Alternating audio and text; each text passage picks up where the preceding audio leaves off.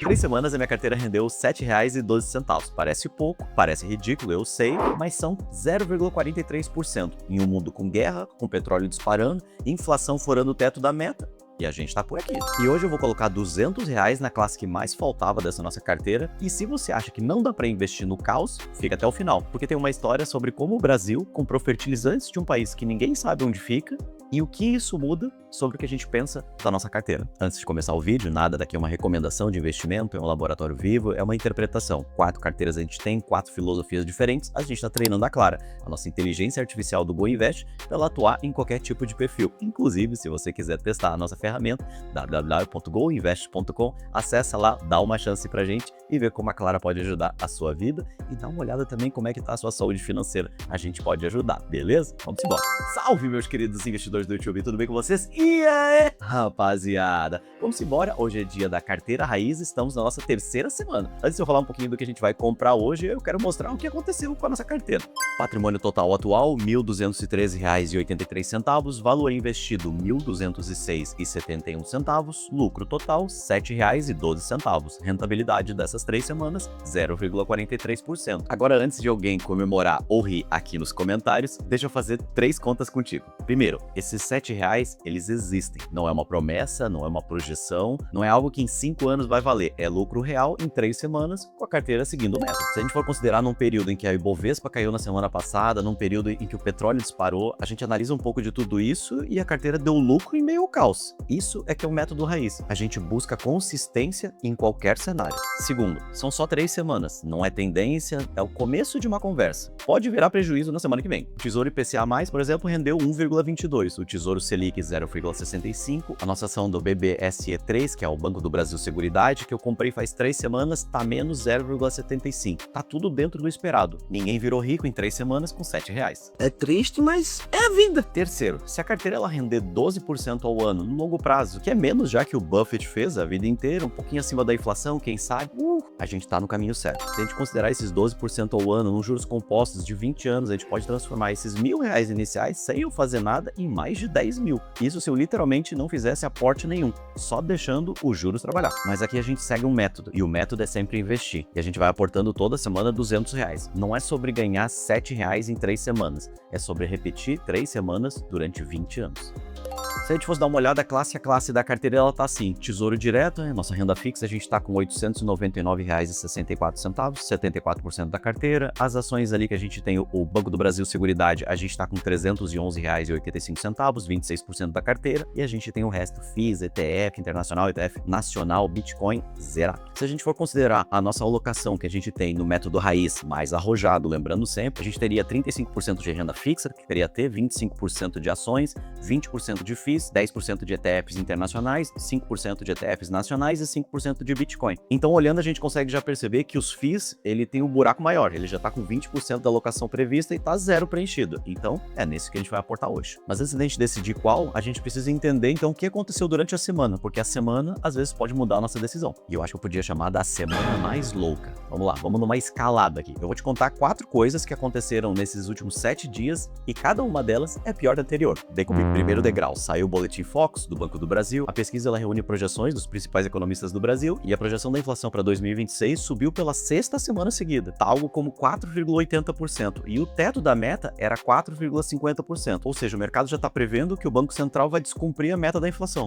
Nessa mesma pesquisa, a projeção da Selic, que é a taxa básica de juros do Brasil, para o fim de 2026 subiu de 12,50% para 13%. Traduzindo, o ciclo de queda de juros que começou em março vai ser menor e mais devagar do que o mercado imaginava. Mas olha só, quando o economista revisa a projeção 6 semanas seguidas para cima, isso não é um ajuste pontual. São os analistas vendo o caos que está acontecendo e desenhando um novo cenário no meio do caminho. E o cenário novo é pior. Esse era o número 1. Degrau número 2, vamos mais fundo. O Irã anunciou que ia reabrir o Estreito de Hormuz, onde passa então quase todo o petróleo do mundo lá, e o mercado comemorou. Petróleo caiu 9%. Um dia depois, a Guarda Revolucionária Iraniana atirou contra 2 navios, um petroleiro e um container. Estreito fechado de novo. Um dia depois, Trump anunciou bloqueio naval dos portos iranianos. Petróleo disparou 7% em um dia. Hoje o petróleo na casa de $100 e daqui a alguns dias tem um cessar-fogo que expira entre Israel e o Líbano. Se a gente fosse fosse fazer uma analogia, é tipo um filme que o mercado chama de volatilidade máxima. E a gente da cozinha de casa, olhando meio que tudo isso, fica pensando, mano, eu não sei de onde é que isso vai parar, não é? E é verdade, você tá certo. Ninguém sabe. Mas calma, esse era só o número 2. Ai, meu Deus. Vamos para o terceiro degrau, vamos para dentro de casa. Semana passada o FMI, que é o Fundo Monetário Internacional, atualizou a projeção de dívida pública brasileira. E eles estão dizendo que o Brasil vai fechar 2027 com a dívida de 100% do PIB. Do Produto Interno Bruto Brasileiro. E isso é novo pra gente, o governo vai dever pela primeira vez, em reais, o equivalente a tudo que ele produz num ano inteiro. Então significa que aquele arcabouço fiscal, que é a regra, né, que o governo criou em 2023 para segurar o gasto, não funciona. Eu gosto de fazer umas analogias pra gente entender melhor, mas então vamos traduzir pra nossa vida. É como se a gente ganhasse 10 mil reais por mês e tivesse no cartão 120 mil reais pra pagar. Dá pra pagar? Dá. Rolando o mínimo, a gente vai fazendo empréstimo, vai deixando virar o ano. Mas o detalhe é, todas as decisões que a gente acabar tomando nos próximos 5 anos, eles vão ter que ser refletidos em função dessa dívida. E com o Brasil aqui é igual, só que a dívida é nossa também. 3 coisas em uma semana, calma, ainda tem a quarta, vem comigo. Respira. Para tudo, vamos embora. Porque nessa altura tu já deve estar pensando, né? Ah, então é hora de tirar dinheiro, é hora de colocar no colchão, é hora de comprar dólar, porque é o que o jornal às vezes vai dizer amanhã. Mas antes de decidir isso, olha essa contradição. Nessa mesma semana, o Brasil divulgou, então, a taxa de desemprego de 5,1%, o menor da série histórica. A renda média do brasileiro subiu para R$ 3.560. São 103 milhões de brasileiros trabalhando. O IBCBR, que é o Índice também de Atividade Econômica Mensal, bateu um recorde histórico desde que a série começou, em 2003. O varejo fez recorde desde o ano de 2000. Tá, então peraí, se o mundo tá em guerra, o fiscal tá um caos, a inflação furando o teto, como é que o brasileiro tá trabalhando, ganhando e gastando como nunca? Eu acho que eu posso dizer, na minha opinião, que o Brasil tá vivendo uma dualidade. O CPF vai bem, mas o CNPJ do governo tá indo mal. São 2 países diferentes convivendo no mesmo lugar. E essa distinção que acaba mudando tudo na hora de escolher para onde o dinheiro vai. A economia real e a economia fiscal são 2 países completamente diferentes aqui no Brasil. De um lado, o CPF brasileiro trabalha, consome e paga seu aluguel em dia. É a força que move o país. Do outro, o CNPJ do governo, que deve quase um PIB inteiro, ou seja, quase toda a riqueza produzida no país. Para quem investe, o segredo é não escolher um só lado, mas comprar os 2 mundos. É preciso ter um investimento que proteja você quando a situação fiscal do governo estiver ruim, e outro que surfe no vigor do nosso CPF, que é o que realmente faz a engrenagem girar. Assim você equilibra risco e retorno. Com esse cenário então que a gente está vendo, a pergunta que vem é, qual então FII a gente vai comprar? Porque em um momento de muita incerteza, a gente acaba não apostando em uma tese só. A gente acaba comprando 2 cenários diferentes, porque se um furar, o outro vai nos segurar. E nisso os fundos de investimento, eles não servem bem. A gente acaba conseguindo comprar 2 tipos distintos. E entender essa diferença é o que vai definir o episódio de hoje. O primeiro é o FII de papel. Apesar do nome, papel não tem nada a ver com a ação. Não tem papel nenhum. Papel é o apelido que o mercado dá para o título de dívida. Funciona assim, uma construtora ela precisa de 200 milhões de reais para poder tocar um empreendimento. Em vez dela pedir diretamente para o banco, ela emite um CRI. Eles são o Certificado de Recebível Imobiliário. É um documento onde ela promete devolver o dinheiro com juros ao longo do prazo. Um empréstimo. Fundos que investem em CRAS, que é a mesma coisa, mas é do agronegócio. O A ali é do agro. Uma empresa do setor precisa de dinheiro, emite um crédito, um certificado recebível do agronegócio e você empresta. Os FIIs de papel, então, eles compram esses títulos, CRIs e CRAS. E o rendimento desses fundos, então, vem desses juros que essas empresas pagam todos os meses. No FII de papel, a gente não vira dono de imóvel nenhum. A gente vira credor. A gente recebe juros todos os meses. E aqui está um ponto de hoje. Grande parte desses títulos é atrelado ao IPCA. A inflação sobe, os juros da empresa paga sobe junto, é proteção embutida contra a inflação. E o segundo tipo, a gente tem o FII de tijolo. Esse é bem mais intuitivo, né? O fundo pega o dinheiro dos cotistas, compra um imóvel de verdade, um galpão logístico, um shopping, um prédio de escritórios, aluga para uma empresa grande, o aluguel que essa empresa paga é dividido entre todos os cotistas e você vira dono de um pedacinho do imóvel, proporcional às cotas que você tem. Quando eu falo de galpão de logística, isso é centro de distribuição do Mercado Livre, depósitos do Carrefour, o galpão onde o Boticário guarda estoque do Brasil inteiro. Agora vamos puxar um pouco do cenário que eu acabei de mostrar para vocês. Se a inflação está acelerando, conforme o Focus disse, o papel atrelado ao IPCA+, faz sentido. Você ganha quando o IPCA sobe, você ganha quando a inflação sobe. Se a economia real está firme, emprego recorde, consumo recorde, o CPF brasileiro está forte, o tijolo faz sentido. O contrato de aluguel no Brasil é reajustado pelo IPCA todo ano. Inflação alta também ajuda o tijolo. E se a gente for analisar o segmento que lidera o mercado de FIIs em 2026, é a logística, galpões de e-commerce, centro de distribuição, tá tudo em alta hoje em dia. Então o aporte de hoje é um pouco de cada, um pouco de papel e um pouco de tijolo. Vamos para nossa garimpada clássica. Primeiro vamos nos fundos de papel. Já encontrei 6 fundos e pedi para Clara analisar. O KNCR11, ele estava atrelado ao CDI e não ao IPCA, fora da tese de hoje, que é a proteção contra a inflação. Corta. KNHY11, que é o que o mercado chama de High Yield, que em inglês ele significa alto retorno, mas é como se fosse alto risco, quando o fundo ele empresta para empresas menores, um setor mais apertado, mas ele acaba pagando os juros mais alto porque o risco é mais alto também de dar calote. A raiz aqui a gente tenta ser um pouco mais conservador, então por hora a gente não vai tocar nisso. Corta. O MXRF11 ele é um papel misto, então ele tem, além do High Yield que a gente viu ali, ele tem o High Grade, que é alta qualidade e baixo risco. Então tem empresas sólidas, grandes, tipo Ambev, pagando dinheiro emprestado, tem mais de 1 milhão de cotistas, é muito legal, mas ela é híbrida, então ela acaba abordando os dois tipos de título. Por hora, a gente quer pegar só de High Grade. Corta. O IRM11, ele teve uma fusão recente e acabou caindo 8,7%, então vamos esperar um pouquinho mais pra gente ver como é que vai ficar essa estabilização. Por hora, corta. Sobrou então pra gente o KNIP11, que ele pontuou 88% no nosso score, e o CPTS11, ele pontuou 80% no nosso score. Então, o KNIP ganhou. Gestora Quineia, referência no mercado, carteira 100% atrelada ao IPCA, rentabilidade implícita de mais de 10% ao ano, mais IPCA. Primeira escolha. Mandei a ordem para comprar 2 cotas, R$ 93,99, R$ 187,98. Veio o que eu não esperava. Minha corretora bloqueou a compra pelo aplicativo. Para comprar, eu teria que ligar para uma mesa de operações, que é um canal de um humano lá dentro da corretora, onde ele vai lá e executa a compra manualmente. O sistema ele não roda automático. E da última vez que eu fui tentar fazer isso, que foi uma ação da Celesc, que até deu um problema na carteira, eles queriam cobrar R$ 50 por isso. Então, automaticamente, eu tive que cortar. Mas tudo bem, porque o plano B estava bem ali na minha frente. O CPTS11 tinha performado muito bem, gestora capitania, carteira 100% de CRI atrelado ao IPCA, rentabilidade do IPCA 6,5% a 7% ao ano, PVP de 0,89%, ou seja, significa que o fundo está sendo negociado 11% com valor de desconto, margem de segurança, isso é muito legal. E nele eu consegui comprar 13 cotas a R$ 8,00, isso deu um total de R$ 104,00. No Value Investing, a primeira regra é clara: não perca dinheiro com taxas desnecessárias. O KNIP11 era melhor, mas uma corretora cobrando 26% de taxa destrói qualquer tese. O CPTS11 sobe para primeiro lugar na prática. Value Investing também é economizar taxa.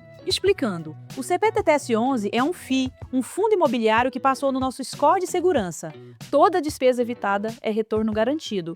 O resto é só esperança. Invista com margem de segurança. Papel comprado, vamos pro tijolo. Mais uma garimpada, 7 candidatos do segmento de logística dessa vez. Porque também mais pra frente a gente vai começar a ver trabalhar setores quando a gente fala de tijolo, certo? E essa parte ainda foi mais rápida porque o filtro é duro. A gente precisa de patrimônio líquido acima de 1 bilhão. A gente precisa de gestora reconhecida no mercado, precisa de galpões classe A ou superior, precisa de diversificação de inquilinos e a gente tá com o veto temporário atual de exposição ao agro por causa da crise dos fertilizantes. E 2 fundos já caíram direto pelo tamanho, o GRUL11, que tem um patrimônio de 230 milhões, e o RBRL11, que tem 677 milhões. Ambos abaixo do nosso mínimo do raiz, não são ruins, são só menores, a gente acaba cortando. Aqui um corte delicado de um ativo bom, o GGRC11, ele tem um inquilino que é chamado de Rizobacter, que é uma bioquímica para agronegócio. No meio dessa crise de fertilizante, eu não vou comprar na exposição ao agro agora. O fundo também ele acabou de trocar de nome, a gestora ela tá no meio de uma emissão de cotas bilionárias, tá meio instável. Por hora, claro. Um outro fundo também a gente acabou cortando por uma emissão recente. O XPLG11, ele acabou de captar 1,2 bilhões. Até a gestora ela alocar todo esse dinheiro em imóveis e tem o risco da diluição disso para os cotistas. Então, por hora, fica no radar. Sobraram 3, então. HGLG11 da Pátria Log, BTLG11 da BTG Logística e o BRCO11 da Bresco. O HGLG11, ele tirou o maior score nosso. A gestão é da Pátria Investimentos, top de linha, tem mais de 30 ativos em 7 estados, taxa de administração de 0,6, é a menor do grupo, inquilinos como Mercado Livre, Boticário, Netshoes, zero exposição ao agro, a vacância desse FII, que é quanto dos imóveis estão sem inquilinos, está num patamar baixíssimo, mas a gente tem um problema, ele custa R$ 157,90. Eu tinha 96 sobrando em caixa depois da compra do papel lá. Para comprar hoje, então, o HGLG, a gente teria que esticar o aporte em quase R$ 160, e a gente estava falando, por exemplo, de usar tudo que sobrou e ainda tentar antecipar valores da semana que vem, e aí é onde é que eu preciso escolher entre perfeição e às vezes disciplina. A tentação é realmente apertar o orçamento, pegar 160 e acabar levando o melhor fundo. Mas aqui na carteira raiz a gente tem uma regra, cadência de aporte. Toda semana a gente tem que fazer R$200, sem empurrar muito e sem antecipar. Às vezes até a gente fura um pouquinho, mas aí é demais, né? Mas tudo bem, a gente sempre tem outras opções. Então eu fui no BTLG11. O score deles era quase igual, 92.3 aqui do BTLG11, a diferença era quase um ponto. A gestão é do BTG Pactual, são 34 imóveis, 1,4 milhão de metros quadrados de galpão, a vacância deles está em 2,9%, ou seja, quase zero. Diversos contratos com valores abaixo de mercado que geram potencial de reajuste. A cotação estava 103,82. Comprei uma cota. Com isso, a gente fechou a semana com R$7,82 de aporte a mais, dentro do que a raiz tolera, pra gente não deixar essa semana passar em branco. Ah, mas e o HGLG11? Ele fica na fila, eles nem é radar. Quando a carteira tiver com fluxo pra gente conseguir comprar uma cota sem improvisar, ele entra. E a gente consegue cumprir o que manda o livro. Diversificação sem redundância. O BTLG é logística em São Paulo, o HGLG é logística em 7 estados. Os dois, eles se complementam. HGLG ganhou no score. BTLG ganhou no fluxo. Score é tese, fluxo é realidade. Raiz escolhe realidade primeiro, sempre. O ativo perfeito não existe. A próxima compra existe. E na próxima compra, a HGLG espera. Agora deixa eu te contar uma história aqui que eu descobri essa semana no meio dos meus estudos aqui e ela muda também um pouco de como eu penso sobre a carteira. Para quem acompanha já o canal aqui já sabe que no episódio passado, numa outra carteira, eu falei sobre a crise silenciosa do fertilizante que o Brasil estava enfrentando. A Rússia restringindo a exportação, a China cortando fosfato e o agro brasileiro, para a gente conseguir fazer essa produção massiva de alimentos que a gente tem, ele importa 85% de fertilizantes vindo de fora, né? Mas se você não viu, dá uma olhadinha nos vídeos anteriores do canal que tá tudo lá explicado e ajuda vocês a entenderem várias outras coisas também. Mas olha só o que eu descobri essa semana que ninguém tá falando. Em 2021, o Brasil importava 66 mil toneladas de fertilizante do Turcomenistão, um país da Ásia Central que a maioria das pessoas nem sabe onde fica. No primeiro trimestre de 2026, o Brasil importou 733 mil toneladas do Turcomenistão, 11 vezes mais em 5 anos. O Turcomenistão ele acabou virando o terceiro maior fornecedor de fertilizantes do Brasil. O Canadá subiu 47%, o Marrocos subiu 88%. Então, enquanto a Rússia e a China estão apertando o cerco, o Brasil ele já está indo lá e buscando novas rotas para conseguir suprir essa demanda. E o que isso nos ensina? O agro brasileiro ele não parou de plantar porque a Rússia fechou a torneira, porque a China fechou as portas. A gente diversificou. Uma carteira de investimento funciona igual. Lembra do começo do vídeo ali, quando eu mostrei que o Fox estava projetando a inflação acima do teto, juros mais altos? Esse seria um sinal para a gente proteger o nosso dinheiro contra a inflação do que pode vir pela frente. Lembra um pouquinho agora quando eu tentei comprar o KNIP11, que a corretora bloqueou, cobrando R$50 de taxa? Esse era o meu plano A, travando na minha cara. E se a gente fosse analisar, em qualquer um desses dois momentos, eu poderia simplesmente ter desistido, ter falado tipo, não vou investir essa semana que vem eu vejo. Muita gente faz isso. Quando o plano A trava, trava tudo. Mas quem tem um plano B, continua. Troquei o KNIP pelo CPTS, dividi o aporte entre papel e tijolo e segui o protocolo. Por isso que hoje eu não só comprei papel ou só comprei tijolo, eu comprei os dois. Um tá nos protegendo da inflação, furando o teto, conforme o Focus avisou, e o outro tá surfando no CPF brasileiro, que continua trabalhando. Carteira raiz aqui é uma carteira de longo prazo, e hoje ela tá com R$ 1.419 depois desse nosso aporte. A meta é simples, a liberdade financeira. E na nossa metodologia, a gente vai dar o nosso primeiro passo quando a gente conseguir completar um salário mínimo de rendimento por mês. Vai demorar. Mas tudo bem, essa é a semana 3 de 52 em um ano. A gente tá no primeiro de muitos. Lembra sempre disso. Não é uma semana que vai fazer a diferença. É a repetição dessa semana durante anos. Quando a semana tá caótica, o mundo inteiro diz que é hora de fugir. A pergunta não é será que dá certo. A pergunta é qual risco eu cubro primeiro. O GoInvest é o nosso aplicativo que a gente está em fase beta, estamos abrindo para as pessoas estarem utilizando. Então, se você quer que a Clara faça uma análise do seu dinheiro, olhando os seus gastos, olhando os seus investimentos, tentando te ajudar no seu dia a dia para cuidar melhor da sua vida financeira, eu te convido a conhecer então o goinvest.com. Acesse lá e entra junto com a gente nessa nova história que a gente vem construindo. O beta tá no ar, a gente tem muito que avançar, muito que aprimorar, conto com a ajuda de vocês, mas sinceramente a aplicação tá muito legal, só pelo fato de eu não precisar mais fazer lançamento algum e automaticamente eu conseguir ver aonde os meus gastos estão seguindo, já é maravilhoso. O aplicativo é de graça para você testar, tem um QR Code aqui, pode acessar lá, dá uma olhadinha, ver o que a gente está produzindo e vamos embora tentando ajudar o Brasil a investir melhor, um dia de cada vez. E aqueles R$ 7,12 das 3 primeiras semanas, vira quanto em um ano, em 5, em 10? Eu não sei, ninguém sabe, mas eu volto toda semana aqui pra gente descobrir isso junto. E na próxima semana, a carteira raiz aqui eu acho que ela vai dar um passo além. A gente vai sair fora do Brasil. Mas aí são coisas para a próxima semana. Um abraço, um beijo, um queijo. Investindo pelo mundo agora, vai!